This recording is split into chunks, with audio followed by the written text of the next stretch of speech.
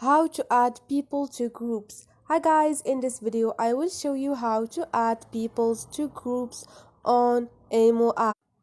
So first thing, go to your Imo app.